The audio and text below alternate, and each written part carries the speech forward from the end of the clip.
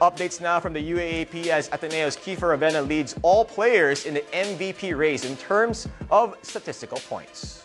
The King Eagle has a total of 80 stat points at the end of the first round of elimination games, followed by LaSalle's Jeron Teng, who has 61.71 stat points. At third is Ravena's fellow Atenean, Chris Newsom, with 60.43 stat points, while rounding up the top 5 are FEU's Mac Bello with 57.71 stat points and UST's Kareem Abdul with 56.17 stat points.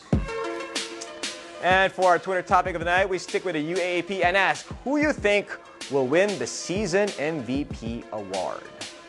Let us know via Twitter at Jinno, Rufino, at Solar Sports Desk, and we will read some replies later on in the program. Earlier, we asked you who you think would win the season MVP award in the UAAP men's basketball tournament. Now, here are some replies we got via Twitter.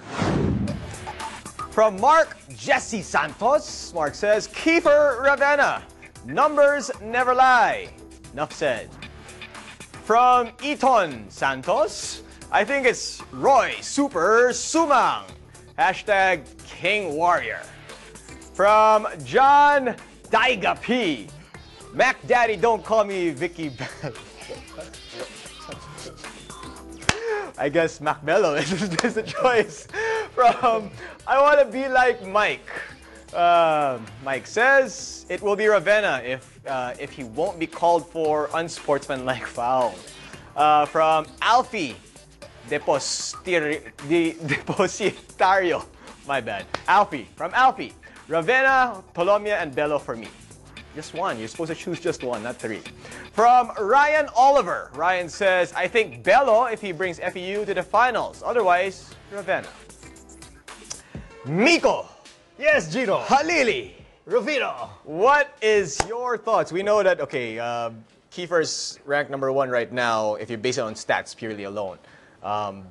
What do you think? What's going to happen in the second round of the elimination to get that MVP award? Look, at this point, that MVP award is Ravena's to lose. Okay. I mean, unless he tapers off dramatically, or Jeron really amps his production, which he could, because of the injuries to LaSalle, it could actually inspire Jeron, or even necessitate that Jeron comes up with even bigger numbers. He might even catch up. But this is, it's all up to Kiefer now. If he doesn't taper off, the award is his. Okay. How about the FEU boys? Bello, Polomia, what are your thoughts? Do they have a shot? Bello, there was a 1 point. Bello was #2 in the MVP race early in the first round. But, he kind of tapered off. And Bello's not the kind of guy who wants or is seeking to score like 20 plus in a game. I think you're looking at maybe Polomia might be a player who is more likely to score in the 20s come the second round. Now, if you're Jeron Teng,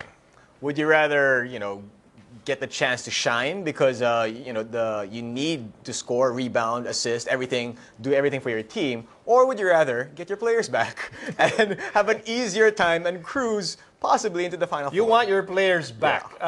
Look, you're looking at, let's say, Kiefer Ravena's performance. Nakakapagod yun. That is tiring. It takes its toll. Maybe now, Ateneo's good, but if Ravena has to do that every single game, that's tough. That's tough. Maybe he can. For the Ravena believers, that's it's normal. It's that's normal Kiefer. But kawawa naman, diba?